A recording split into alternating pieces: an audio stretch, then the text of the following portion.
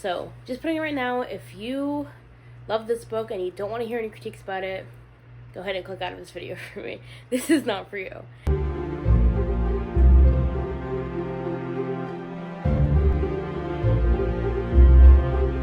Hey everybody, welcome back to my channel. Today we're going to be doing a review of These Infinite Threads. Now, if you follow me on Instagram, you've already seen my thoughts. You already know this is not going to be a good review. I even debated if I wanted to do this video because I don't want to cause any drama.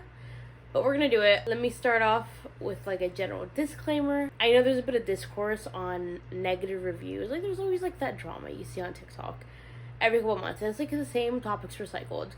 And one of those topics is whether or not people should post negative reviews, whether or not people should say these things about books other people love.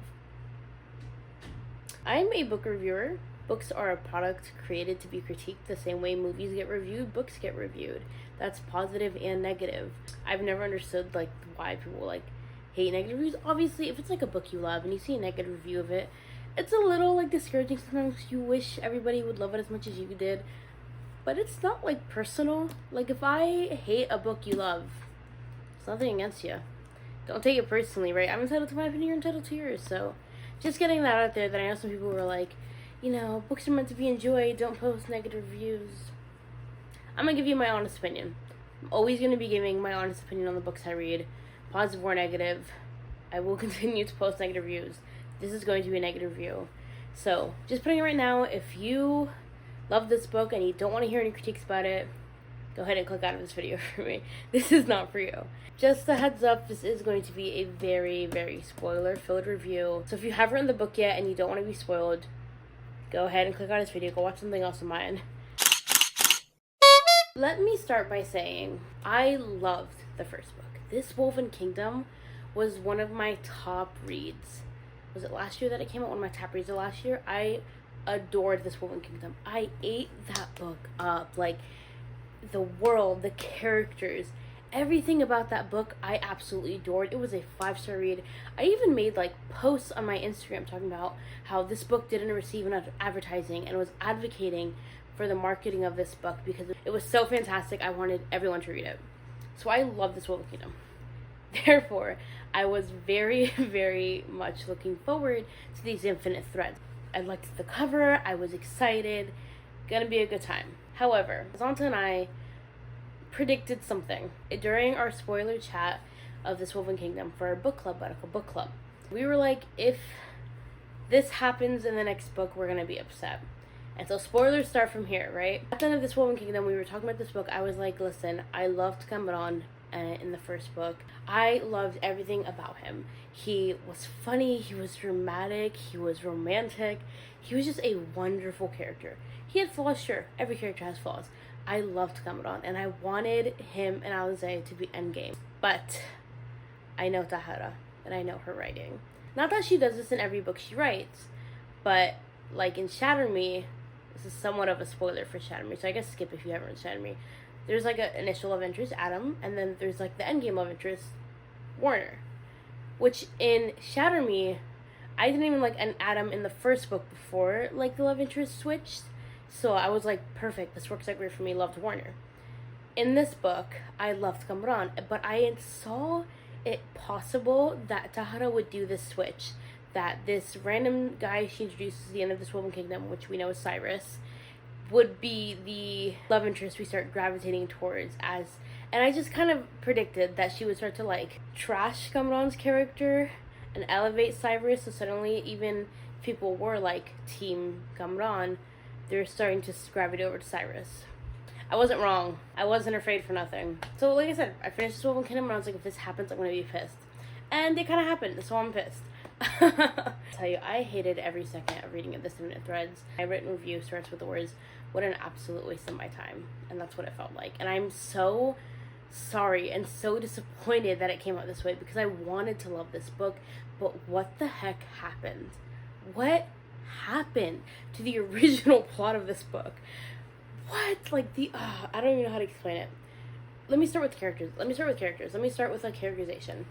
We meet our main character, I think her name is pronounced Alize. In the first book, she is so strong-willed, so determined. You know, she's not like a super outspoken character of any kind because she serves as a Snowda, which is a servant in this world, but she's strong-willed. One thing about Alize, she's not weak. She's strong-willed, she's determined, she's like, okay, I'm gonna do this, this, and this. And that's something I loved about her. I loved her determination, I loved her tenacity. I love that character. And she was not, you know what she wasn't? She wasn't embarrassing. There's oftentimes in young adult books where you come across these main characters and you get a decent amount of secondhand embarrassment from them because they're making kind of ridiculous decisions. Alize was not one of those characters. I was reading this Wolven Kingdom and was like, yes, you go girl, like you are not embarrassing me. I was behind her 200%. I opened this book, this a completely different character in these Infinite Threads. Like, personality, where? I feel like I'm being mean, but I don't know where it went. Like, she was so, like I said, strong-willed in the first book. In this book, she kind of just like, okay, well, this is happening to me. And, like, things keep happening to her, and she's not doing anything. I think that's the best way to describe it, is in these Infinite Threads, Alize, things keep happening to her, and she has no choice, no say in anything that's happening. She's just kind of going along with the thing, and she's not doing anything. Also, why in these Infinite Threads is she never wearing the proper amount of clothing? This girl is always like half naked, some state of undress, and she's like not happy about it. I'm not saying like she's doing this to herself. Like, things keep happening to her without her having any action, and she always ends up in some state of undress, and it felt really, really strange. Like, where was everybody's clothes? Why do the clothes keep coming off? And it's like not even like scenes are happening. Like, it's just, she'll just be like having a conversation or something's happening, and she's just like half naked for some reason. What? Come on. Second character of the series. Like I said, he was all these magnificent things in the first book, and in this book, like I said, I kind of expect this from Tahara. You see the tables start to turn on him.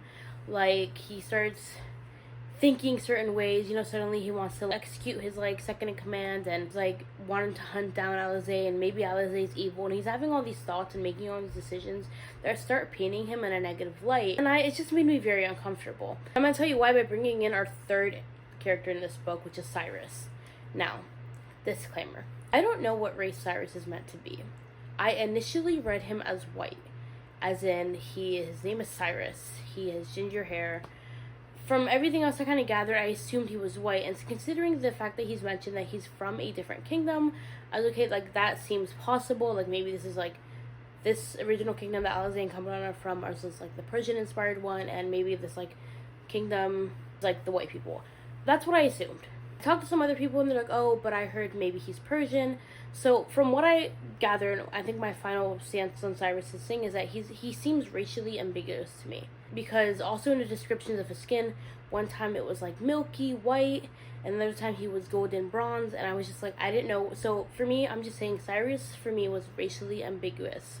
Take that in comparison to our initial love interest, or initial other main character, Kamran, who is obviously ethnic. And what I was seeing in this book is like the tables are being turned, and we're trashing this obviously ethnic main character, and suddenly uplifting the racially ambiguous Cyrus. Like, but I mean, he could be Persian, right? I'm 100% could be wrong. He could be Persian, and what I'm saying holds no meaning. But looking from an obvious standpoint, there seems to be a shift, and I'd be lying if I said it wasn't a pattern with Tahara's works. I haven't read her other Muslim book, A Motion of Great Delight, but I did read A Larger Expanse of Sea, and it's a white guy, is a love interest, so. Okay. And that's really what I think bothered me the most about this book, is everything felt so forced. Not only were we throwing out the characterization of the two main characters from the first book, everything we thought about them, everything they had, every quality thrown out the window, is now we have this, like, now we have Cyrus, and let's talk about him. Cyrus, for me, felt like a Warner copycat. Like, I loved Aaron Warner. Aaron Warner was one of my favorite book boys. Read Shatter Me back in, like, when did it come out? 2013, 2014, my Age of Dystopia reading. Shatter Me was my book. Aaron Warner was my guy. Like, I loved that series. I loved Aaron Warner. Cyrus is too much of a copy-paste Aaron Warner. Like, the way, like, the toughness and the tortured soul. I loved all those qualities in Warner, but I'm reading this book, and I'm like, this is so obviously meant to be what Aaron was. that I can't get behind it. And I feel like it's because, first of all, publishers and authors know what sell. And Shatter Me has been going through like a revamp on TikTok. Like, well, it's still very much trending on TikTok. People are still talking about it. And I'm like, okay, they know what's going to sell. Here's an Aaron Warner copycat. Ugh. And I just could not end up liking him. And I think this was my biggest complaint about this book. My biggest issues with this book were the characters and the relationships. I cannot get behind any of it. And I'm so disappointed. In terms of, like, world building, plot, what plot? Like, nothing happened. This entire book spanned, I think, the course of a day or two. Nothing happened plot-wise. And it does get a little bit interesting. We see some things happen with, Kamran. And so there's some development on that side.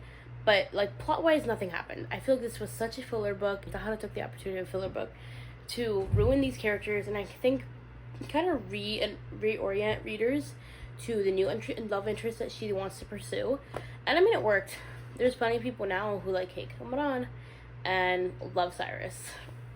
And, like I said, I feel like for me that went back to, obviously, ethnic character, racially ambiguous character. And here we are. And it's crazy because it happens over the course of like a day or two. It's crazy how fast Alize's feelings were changing. And that's what I mean by that the characterization went out the window. Because what do you mean in a day she's falling for another guy? The other day she had feelings for Kamran. Doesn't make sense. It physically pained me to read this book.